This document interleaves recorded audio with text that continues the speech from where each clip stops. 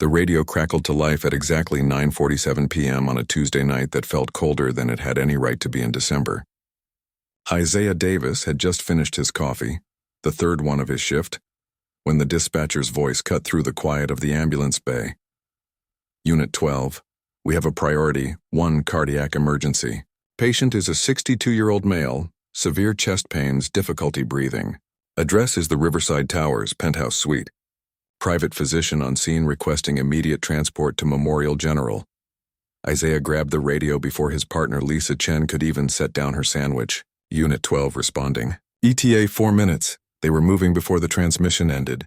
Isaiah had been doing this job for 16 years, and he knew the sound in a dispatcher's voice when things were bad. This was one of those calls. Lisa was already in the driver's seat, firing up the engine while Isaiah double-checked their equipment in the back. Oxygen tanks full, defibrillator charged, IV bags ready. Everything had to be perfect because somewhere in this city, someone's clock was ticking down to 0. The ambulance screamed through the downtown streets, lights painting the night in red and blue. Isaiah braced himself against the wall as Lisa took a sharp corner, but he didn't complain. She was the best driver in their unit, and on a call like this, every second counted. He'd seen enough people die to know that the difference between life and death often came down to minutes, sometimes just seconds. You know Riverside Towers? Isaiah called up to the front. The fancy place where apartments cost more than I'll make in my entire life? Lisa shot back. Yeah, I know it. Isaiah smiled despite the tension.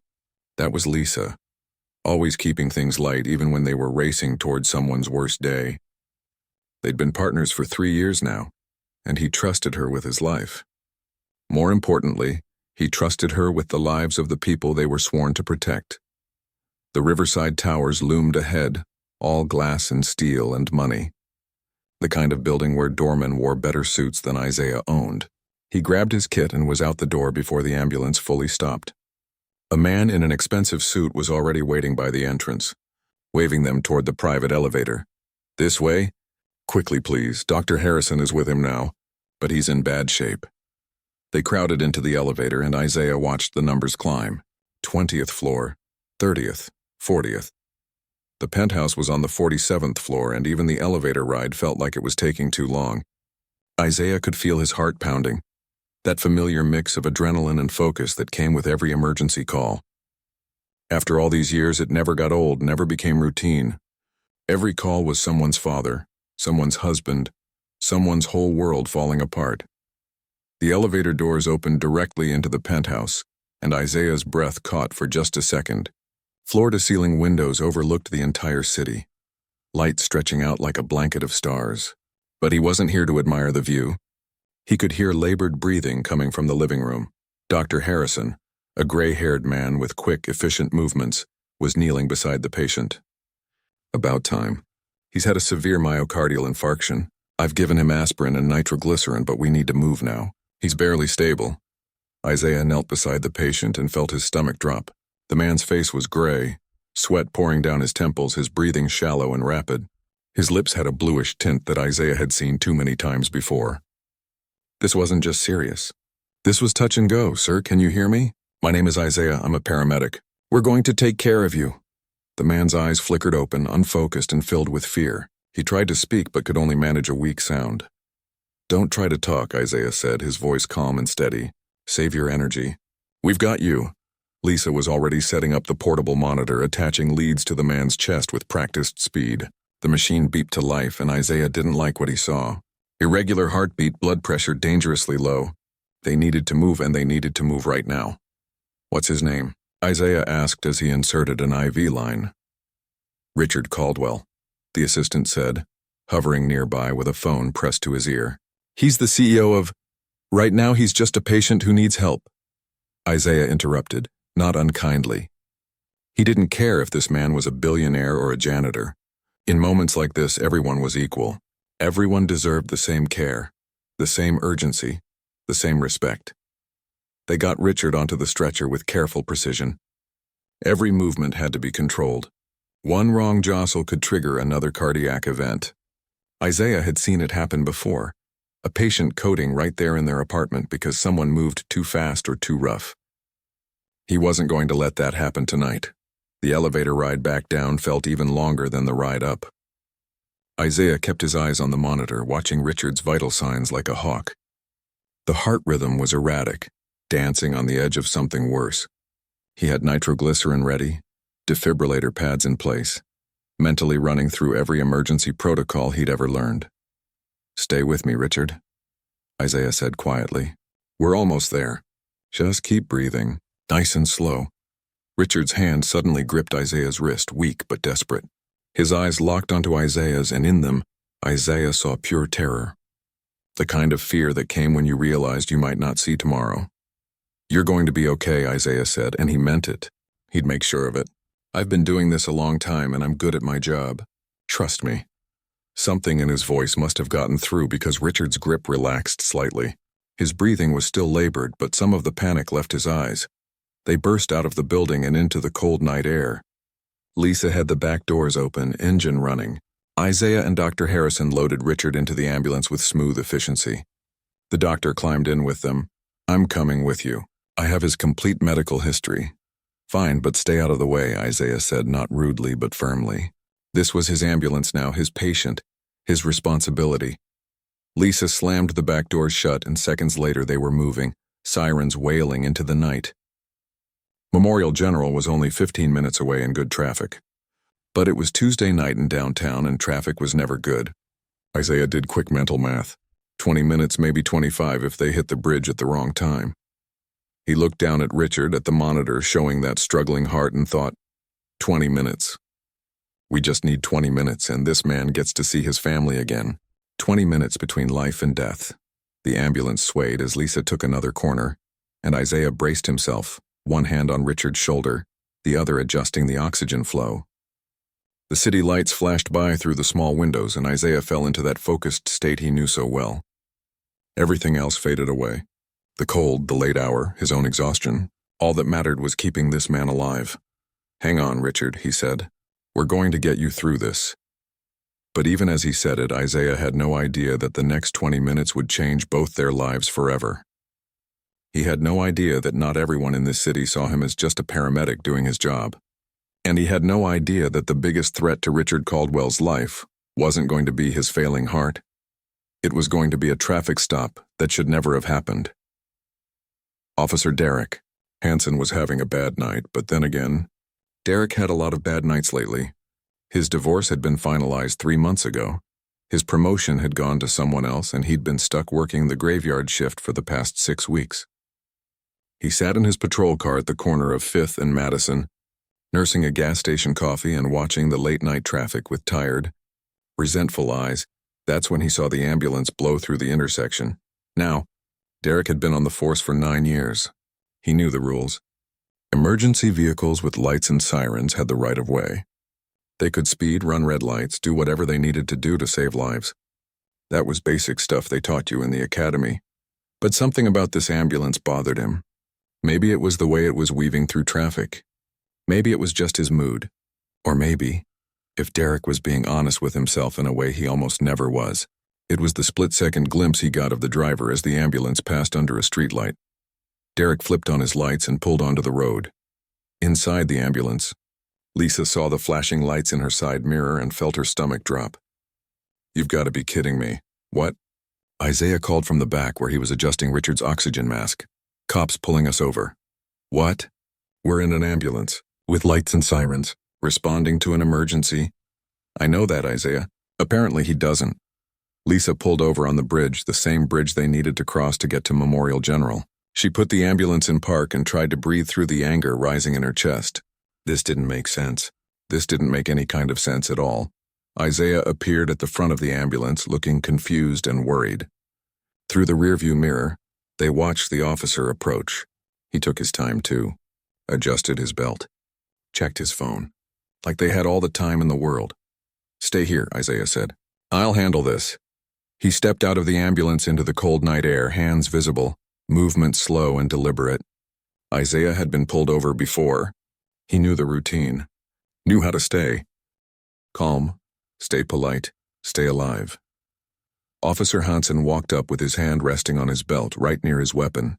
The gesture wasn't lost on Isaiah. "License and registration," Hansen said. No greeting, no explanation. Officer, I'm a paramedic with City Emergency Medical Services. We're transporting a critical cardiac patient to Memorial General. Every second counts here. I said license and registration. Isaiah felt his heart rate pick up, but he kept his voice steady. Sir, I can show you my credentials, but I need you to understand that my patient is dying. We're in the middle of an emergency transport. Are you refusing to comply with a lawful order? No, sir. I'm trying to explain the situation. The situation is you were driving recklessly, putting civilians at risk. Isaiah blinked. Officer, we're an ambulance. With lights and sirens, we're authorized to. You think those lights give you the right to do whatever you want? There it was, that tone. Isaiah had heard it before, too many times in his 34 years. The tone that said nothing he explained would matter. The tone that said this officer had already decided who and what Isaiah was. Officer Hansen, Isaiah said, reading the name tag, keeping his voice respectful despite the anger building in his chest. My patient has had a massive heart attack. His vital signs are unstable. If we don't get him to the hospital in the next 15 minutes, he's going to die. I'm asking you, please let us go. Hansen's face hardened.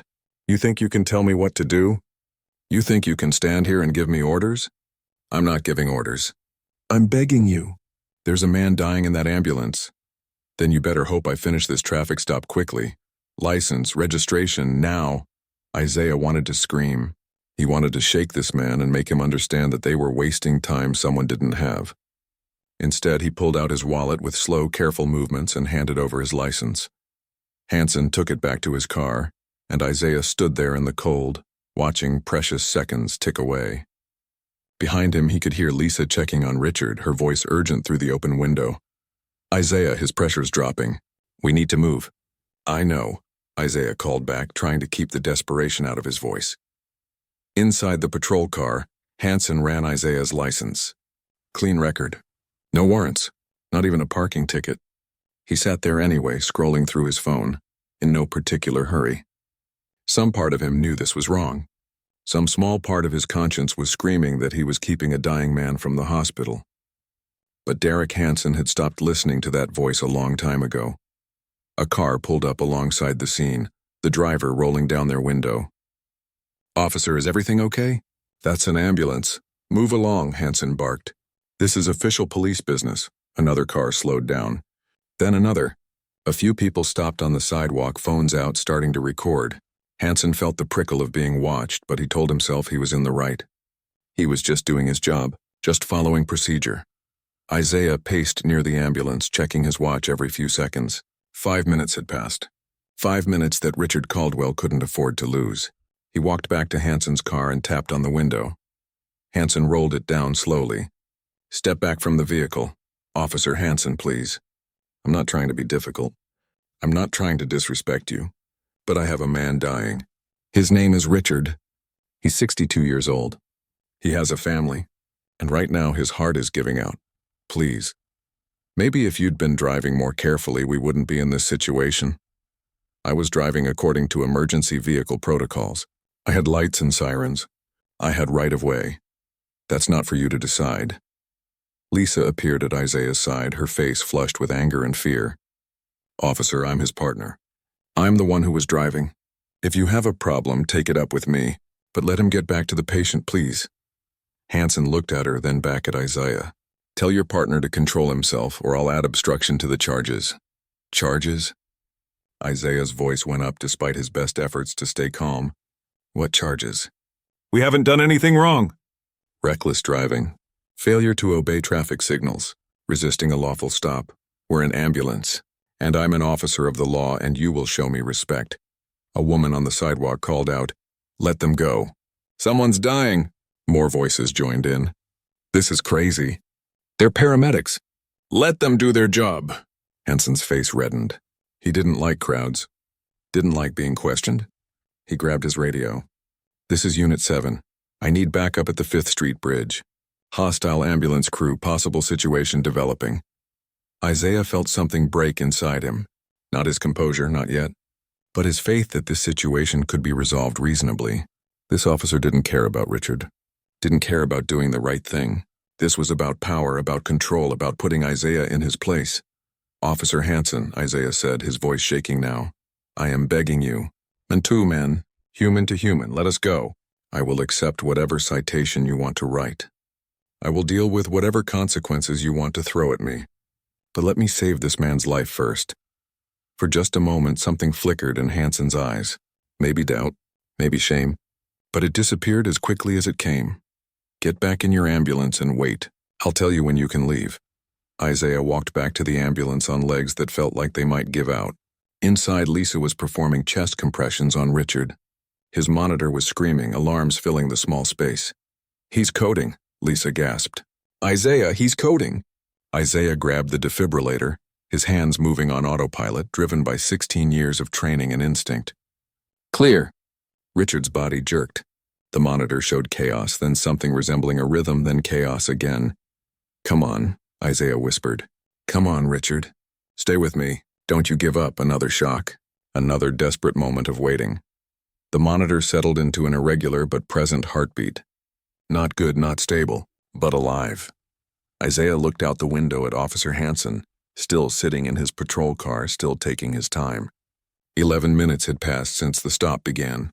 11 minutes stolen from a dying man by someone who was supposed to protect and serve.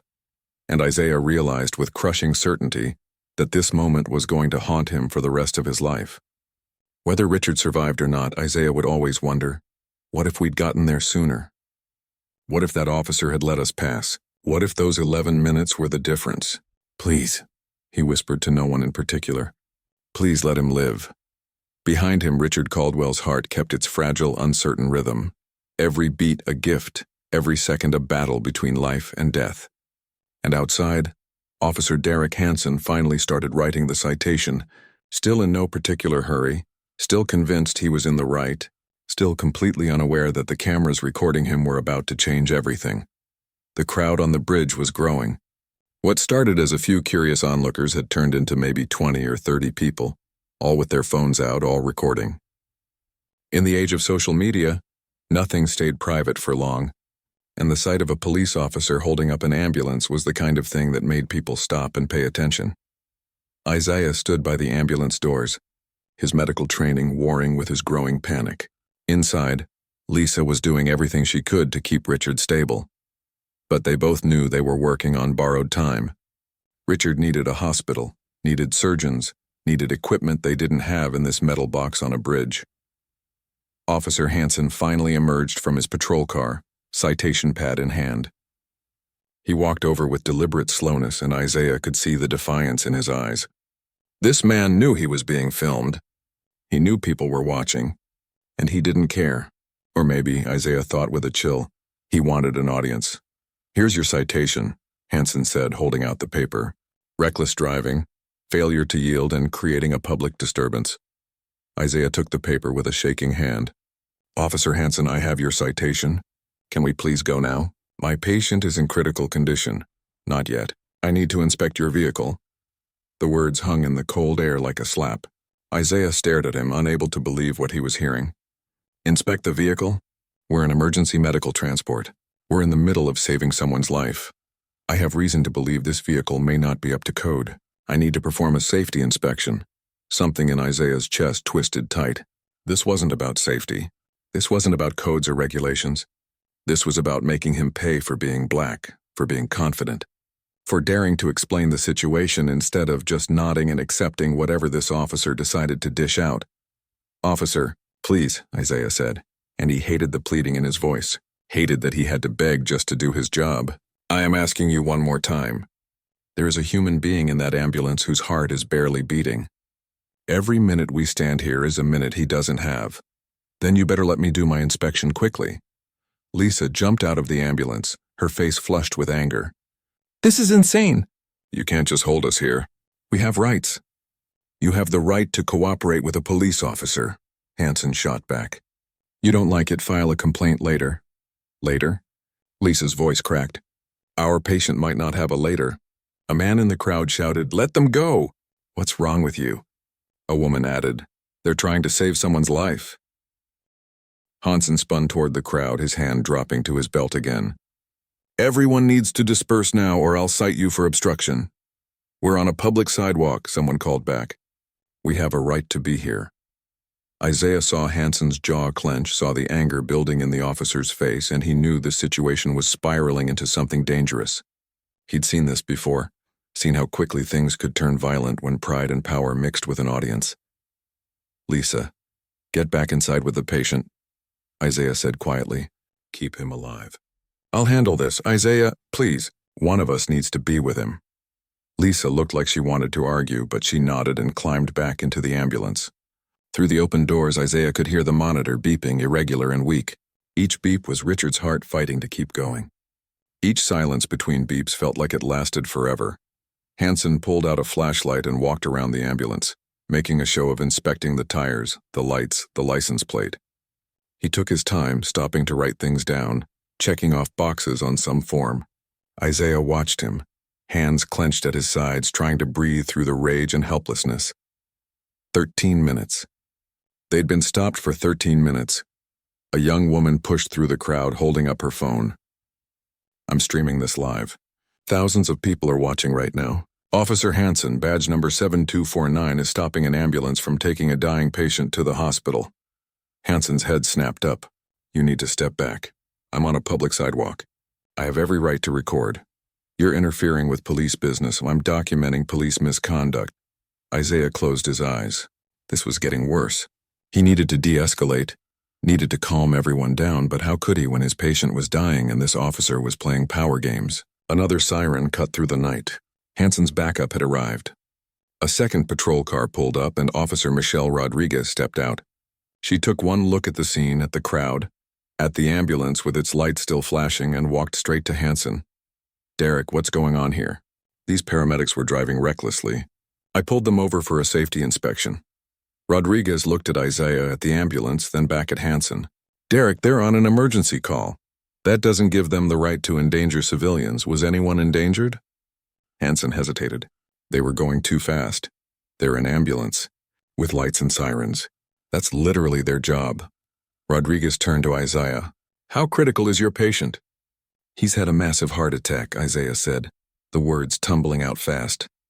"We've already had to shock him once to get his heart beating again. He needs surgery. He needs it now. We've been stopped for 14 minutes. Rodriguez's face went pale. She grabbed Hanson's arm and pulled him aside, speaking in a low, urgent voice. Isaiah couldn't hear the words, but he could see Hanson's face getting redder. Could see Rodriguez gesturing at the crowd, at the cameras, at the ambulance. Inside the ambulance, Lisa called out, "Isaiah!" His pressure's dropping again. Isaiah moved toward the doors, but Hanson shouted, "I didn't give you permission to get back in the vehicle." "My patient is dying," Isaiah shouted back, his composure finally cracking. "I don't need your permission to save his life." "If you get in that ambulance, I'll arrest you for obstruction." Officer Rodriguez stepped between them. "Derek, stop, just stop. Let them go. They need to be held accountable." "For what?" "For doing their job. For trying to save someone's life." Rodriguez turned to Isaiah. "Go, get your patient to the hospital. I'll handle this." Isaiah didn't wait. He scrambled into the ambulance, slamming the doors behind him. Lisa was already in the driver's seat, engine running. They pulled away before Hanson could say another word, sirens screaming back to life. But they'd lost 16 minutes. 16 minutes of Richard's life stolen by someone who was supposed to protect people, not endanger them. Isaiah knelt beside Richard, checking his vitals. The numbers were bad. Worse than bad. Richard's skin was gray, his breathing shallow. The monitor showed a heart rhythm that was barely hanging on. "Come on, Richard," Isaiah whispered, adjusting the oxygen flow, checking the IV line, doing everything he'd been trained to do. "You don't get to give up. Not after we fought this hard for you. You hear me? You're going to live. You're going to see your family again. You're going to wake up and you're going to be okay." Richard's eyes fluttered open, unfocused and dim. He looked at Isaiah, and in that moment Isaiah saw recognition. Not of who Isaiah was, but of what he was trying to do. Fighting, refusing to give up. Richard's lips moved. No sound came out, but Isaiah read the word anyway. "Thank you. Save your strength," Isaiah said, his voice thick. "We're almost there. Hospital's just ahead." The ambulance careened around corners, Lisa driving like her life depended on it. Maybe it did. Maybe all their lives depended on getting Richard to that hospital, getting him into surgery, proving that they could save him despite everything that officer had done to stop them.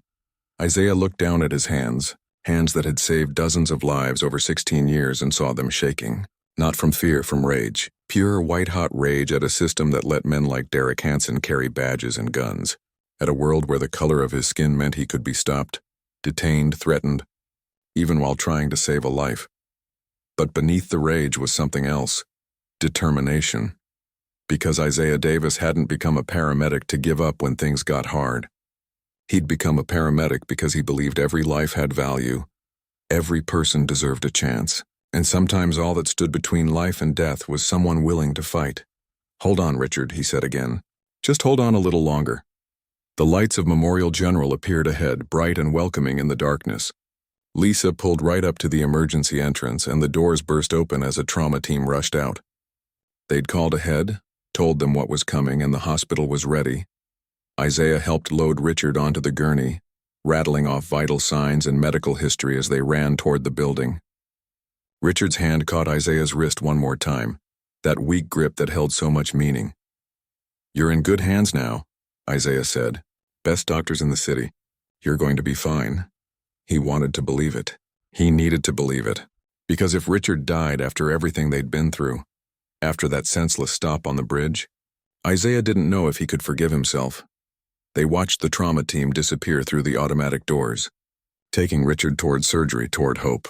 Isaiah stood there in the cold, Lisa beside him, both of them shaking with adrenaline and anger and exhaustion. "That should never have happened," Lisa said quietly. "I know. He could die because of that officer. I know. We have to report this." Isaiah nodded, but even as he did, he felt the weight of experience, the knowledge of how these things usually went. He'd file a report. It would be investigated, and probably nothing would change. That's how it always worked. Except this time Isaiah didn't know about the cameras. He didn't know that footage of the stop was already going viral, being shared thousands of times per minute. He didn't know that by morning the whole country would be talking about what happened on that bridge. And he definitely didn't know that the man they'd just fought so hard to save was one of the richest, most powerful people in the country. Someone with the resources and the will to make sure this time things would be different. For now he just stood there in the cold, hoping that his best had been good enough, and that somewhere inside that hospital, Richard Caldwell's heart was still beating. Isaiah couldn't leave the hospital. He told himself it was just to complete the paperwork, to give his statement to the medical team, but deep down he knew the truth. He needed to know if Richard Caldwell would live or die. After 16 minutes on that bridge, after watching those vital signs drop, after fighting so hard to keep one man's heart beating, Isaiah needed to know if it had been enough. Lisa sat beside him in the waiting area, both of them still in their uniforms, coffee growing cold in their hands. Other ambulance crews came and went, dropping off patients, sharing quick nods of recognition. Everyone in emergency medicine knew that look they wore, the 1,000-yard stare that came after a really bad call. "You should go home," Isaiah said. "Get some rest. We have another shift tomorrow. So do you." "I can't leave yet." Lisa nodded. She understood. After 3 years as partners, they didn't always need words. "That stop was wrong, Isaiah. You know that, right?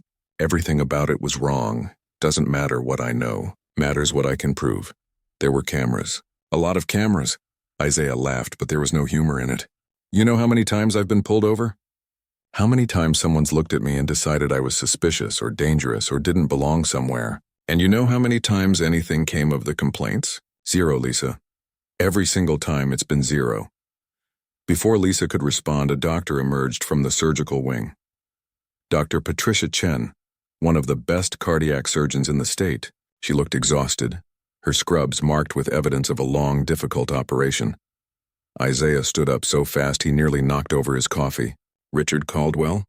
Dr. Chen recognized him from the handoff. "You're the paramedic who brought him in." "Yes, is he?" "He's alive. Barely. It was close. Closer than I like to think about." She paused, studying Isaiah with sharp eyes. "You kept him alive long enough for us to have a chance. That's something." The relief hit Isaiah like a wave, and he had to sit back down. Oh, thank God. He's not out of danger yet. The next 24 hours are critical. But he's a fighter and he has a lot to fight for. Dr. Chen hesitated. The surgical team needs to know something. There was significant damage to his heart. The kind of damage that happens when treatment is delayed. Even a few minutes can make a difference in cases like this. Isaiah felt his stomach drop. We were stopped. Police pulled us over. Dr. Chen's expression didn't change, but something flickered in her eyes. In an ambulance during emergency transport? Yes. How long? 16 minutes. The silence that followed was heavy. Dr. Chen was a professional, someone who'd seen hundreds of heart attack patients, and she understood exactly what 16 minutes meant. The difference between full recovery and permanent damage, between survival and death. I see, she said finally. Well, you did everything you could. That's what matters now. But as she walked away, Isaiah knew it wasn't enough. Not really. Richard Caldwell had survived, but at what cost? What would his recovery look like? What kind of life would he have? And how much of that was stolen by a traffic stop that should never have happened? Isaiah and Lisa went home eventually, but sleep didn't come. Isaiah lay in his bed, staring at the ceiling, replaying every moment of that call. Every decision, every action, every second on that bridge. Could he have done something different? Should he have just driven away, ignored the officer, accepted? Whatever consequences came later, but he knew the answer. If he'd driven away, Hansen probably would have called it in. There would have been a chase maybe. Other officers, guns drawn. Isaiah had seen too many news stories that ended with someone who looked like him not making it home. He'd made the only choice he could make and still survive. That didn't make it right. It just made it reality. The next morning, Isaiah's phone exploded with messages. His sister, his mother, his friends from college, people he hadn't talked to in years. All of them sending the same thing, a video. Isaiah watched it with growing disbelief. The entire stop on the bridge recorded from multiple angles. Clear audio of Hansen's words, of his refusal to let them pass, of his threats to arrest Isaiah for trying to save a patient.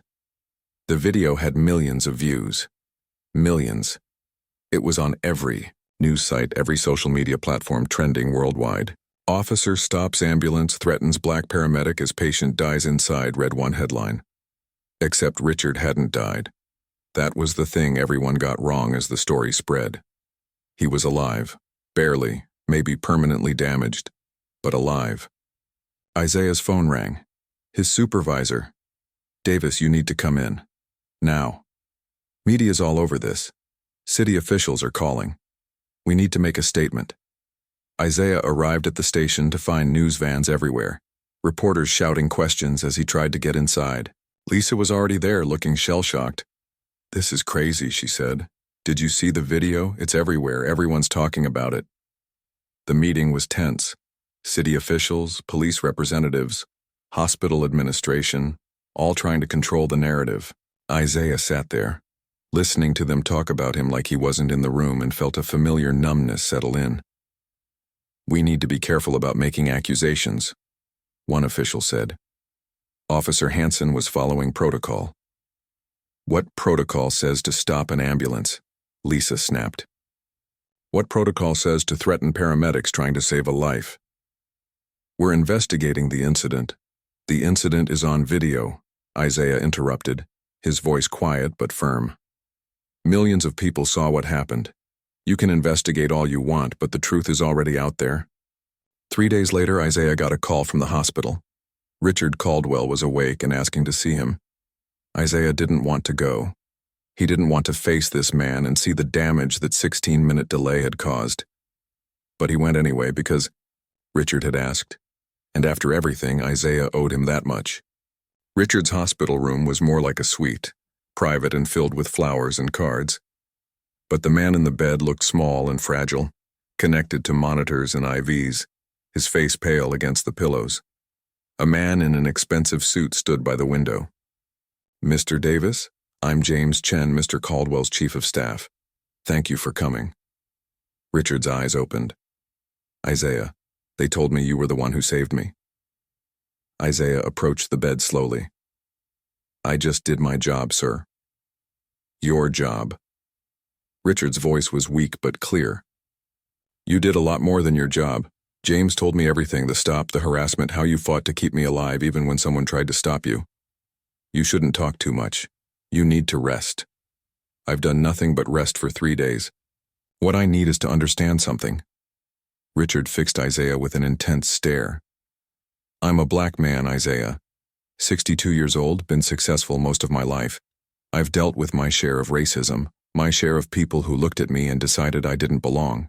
But I've also had privilege, money, power, connections, things that protected me from the worst of it. Isaiah wasn't sure where this was going. You saved my life, Richard continued, not just by being a good paramedic. You saved it by staying calm when that officer tried to provoke you, by not giving him an excuse to escalate, by choosing to protect me even when it meant putting yourself at risk. Anyone would have. No. Richard's voice was firm despite his weakness. Not anyone. Some would have driven away and taken their chances. Some would have fought back and ended up in jail or worse. You made an impossible choice and you made it look easy. Isaiah felt his throat tighten. You almost died anyway, Mr. Caldwell. Those 16 minutes, they caused damage.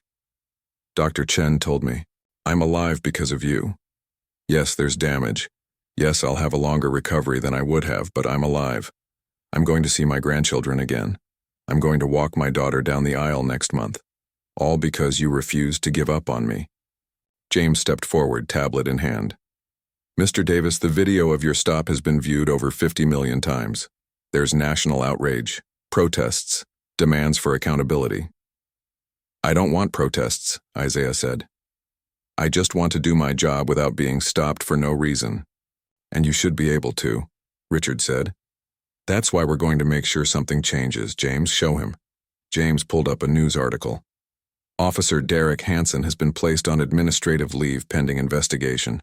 The police chief has called for a full review of policies regarding emergency vehicle stops. There are federal civil rights investigators looking into the department's practices. Isaiah read the headline, then looked at Richard. This happens all the time, not just to me, to lots of paramedics, firefighters, EMTs who happen to be black or brown. One investigation won't change that. You're right, Richard said. One investigation won't, but sustained pressure will. Resources will. Attention will. I've spent my life building a company, Isaiah, making money, acquiring power. I've donated to charities, funded scholarships, told myself I was doing good. But watching that video of what happened to you while you were trying to save my life, I realized I haven't been doing enough. Mr. Caldwell, I'm going to establish a foundation, $50 million to start, dedicated to supporting first responders who face discrimination, improving emergency services in communities that have been neglected, and fighting the kind of systemic racism that almost killed both of us that night. Isaiah stared at him. I don't know what to say. Say you'll help me run it. Say you'll be the face of it, the voice that reminds people why this matters. I'm a paramedic. That's what I do. That's what I want to keep doing. Then keep doing it. This doesn't have to be your full-time job. Just be willing to share your story, to help us make sure what happened to you doesn't keep happening to others. Isaiah looked at this man who'd been a stranger 3 days ago, whose life had become entangled with his own in the most unexpected way. Richard Caldwell had every reason to just focus on his recovery, to be grateful he was alive and move on with his life. Instead, he was trying to change things. Okay, Isaiah said quietly. I'll help. Richard smiled, and it was the first time Isaiah had seen anything but pain and fear on his face. Thank you. Now I need you to tell me the truth about something. How bad is it? The damage to my heart? Isaiah hesitated, then decided Richard deserved honesty. It's significant. You'll need cardiac rehab probably for months. Your life is going to be different. But Dr. Chen is the best and you're getting excellent care. Different but still worth living. Absolutely worth living, sir. Richard nodded, settling back into his pillows. Then that's what I'll focus on. Living well enough to make sure those 16 minutes meant something, that they led to something better. As Isaiah left the hospital, he felt something he hadn't felt in days. Not quite hope, not quite peace, but something close. Maybe the beginning of both. The video didn't just go viral. It became a cultural moment. Within a week, it had been viewed over 100 million times. News shows played it on repeat. Late-night hosts talked about it. Social media exploded with hashtags demanding justice. People who'd never thought much about what paramedics faced suddenly understood that even emergency responders weren't immune to the kind of discrimination that plagued the country. Officer Derek Hansen became the face of everything people were angry about. His past came under scrutiny, and reporters dug up other incidents. A complaint from 5 years ago about excessive force that had been dismissed. Another ambulance crew who said Hansen had delayed them, though not as severely. A pattern that had been there all along, if anyone had cared to look. The police department tried to defend him at first. Standard procedure, they said.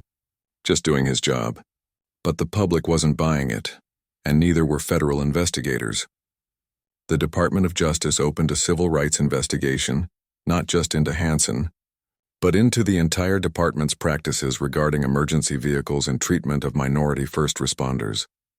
Isaiah watched it all unfold with mixed feelings. Part of him was glad the truth was out there, glad people were finally paying attention, but another part of him kept thinking about all the times this had happened without cameras, without a billionaire patient, without anyone caring enough to make it a national story. 2 months after the incident, the findings came down. Derek Hansen was fired from the police force. Not suspended, not transferred. Fired. The investigation found that he had violated multiple policies, acted without justification, and endangered a life through personal bias. Criminal charges followed. Abuse of power under color of authority, reckless endangerment, and violation of civil rights. Isaiah sat in the courtroom during Hansen's arraignment. Not because he wanted revenge, but because he needed to see it. Needed to know that this time there would be consequences. Hansen didn't look at him. Not once. The man who'd been so confident on that bridge, so sure of his authority, and his right to stop them now looked small and defeated. His lawyer argued it was a simple traffic stop gone wrong, that Hansen had acted in good faith. The judge wasn't having it. Mr. Hansen, you stopped an ambulance transporting a dying patient. You delayed life-saving care for 16 minutes. You threatened and harassed a paramedic who was simply trying to do his job. The court finds there is sufficient evidence to proceed to trial. Outside the courthouse, reporters surrounded Isaiah. Mr. Davis, how do you feel about Officer Hansen being charged? Isaiah thought carefully before answering. I don't take joy in seeing anyone's life destroyed. But I do believe in accountability. What happened that night was wrong.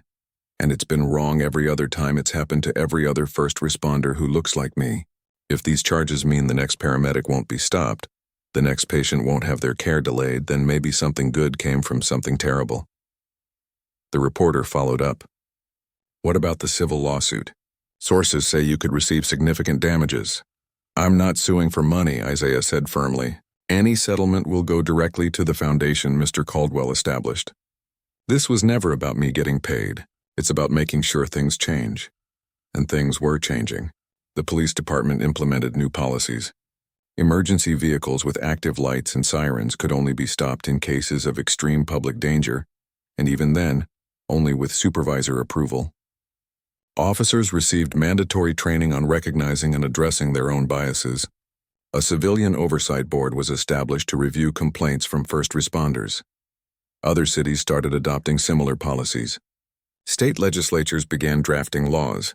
What happened on that bridge had sparked a national conversation about how emergency responders, especially those from minority communities, were treated by the very system that was supposed to work with them. Richard Caldwell recovered slowly but steadily. The heart damage was significant, but he was wealthy enough to afford the best care and stubborn enough to fight through every setback. 6 months after his heart attack, he walked his daughter down the aisle just like he'd promised. Isaiah was there, invited as an honored guest, and he watched Richard move carefully but proudly, every step of victory over what could have been. At the reception, Richard pulled Isaiah aside. I want to show you something. They walked to a quiet corner where James was waiting with a tablet. On the screen was the website for the newly launched Davis Caldwell Foundation for First Responder Equity and Excellence. Davis Caldwell? Isaiah said. I thought it was just going to be your name on it. This is our foundation, Richard said firmly. Your story is what started it. Your experience is what guides it. It needs both our names. The foundation had already made its first grants: body camera programs for ambulance services, mental health support for first responders dealing with discrimination, scholarships for minority students entering emergency medical services, legal assistance for paramedics and EMTs facing unjust treatment. But Richard wasn't done. We're also funding something else: a national database to track incidents of first responders being stopped or delayed by law enforcement. Because you were right, Isaiah. This happens all the time. It just doesn't always get caught on camera. Isaiah looked at the data already collected. Dozens of incidents in just the past year. Ambulances stopped, firefighters questioned, EMTs detained, almost always involving responders of color. Some delays were short. Others were long enough to have serious consequences. In 3 cases, patients had died. This is bigger than I thought, Isaiah said quietly. That's why we can't stop with one police department. We need systemic change across the whole country. Richard put a hand on Isaiah's shoulder. I know you wanted to stay out of the spotlight. I know you just want to be a paramedic, but you've become something more. A symbol, a voice. People listen when you talk about this because you lived it. Isaiah had given dozens of interviews over the past months, testified before city councils and state legislatures, spoken at conferences for emergency medical services. It was exhausting, and there were days he missed the simplicity of just showing up for his shift, doing his job, and going home. But he also knew Richard was right. He had a platform now, and with it came responsibility. Okay, Isaiah said, but I'm keeping my day job. I'm still a paramedic first. I wouldn't have it any other way. A year after the incident, Isaiah and Lisa were working their regular shift when they got a call. Cardiac emergency. Same type as the one that had changed everything. As they loaded the patient into the ambulance, Isaiah felt that familiar focus, that sense of purpose that had drawn him to this work in the first place. They made it to the hospital without incident. No stops, no delays, just smooth sailing with other vehicles moving aside for their sirens. The patient survived, got the care they needed on time, and Isaiah went home that night feeling good about the job he'd done. That was the thing people didn't always understand. Isaiah didn't become a paramedic for recognition or rewards. He did it because he believed in the work, in the sacred responsibility of being the person someone called when they needed help most. The foundation was important.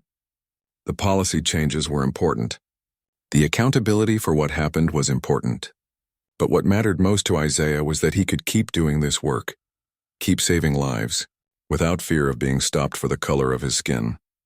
Derek Hansen was eventually convicted and sentenced to 2 years in federal prison for violating Isaiah's civil rights and for reckless endangerment. It was a landmark case, one of the first times an officer had been successfully prosecuted for stopping an emergency vehicle. Legal experts said it would set precedent for decades to come. Isaiah didn't attend the sentencing. He was working that day, and he had patients to care for. But he did write a statement that the prosecutor read in court. I don't hate Derek Hansen. I pity him. He let his biases cost him his career, his freedom, and his reputation. But more than that, he almost cost Richard Caldwell his life. Every day, first responders across this country face split-second decisions about who to trust and how to protect both their patients and themselves. We shouldn't have to make those calculations based on the color of our skin. My hope is that Derek Hansen's conviction serves as a reminder that emergency responders are here to save lives, and anyone who interferes with that sacred duty will be held accountable. Richard Caldwell continued to grow the foundation, eventually expanding it to $200 million. He became a vocal advocate for reform, using his wealth and influence in ways he'd never thought to before. He often said that his heart attack was the worst thing that ever happened to him, but also the thing that finally opened his eyes to how he could make a real difference. Isaiah continued to be a paramedic. He worked his shifts, saved lives, trained new EMTs, and went home to his family. But he also traveled the country, speaking about his experience, helping other first responders who faced discrimination, and working with police departments willing to do better. 3 years after the incident, Isaiah was invited to the White House to receive a medal for his service and advocacy. He brought his whole family, including his mother, who cried with pride as the president praised her son's courage and professionalism. At the ceremony, Isaiah met other first responders who'd faced similar situations, firefighters who'd been harassed, EMTs who'd been wrongly accused, police officers who'd tried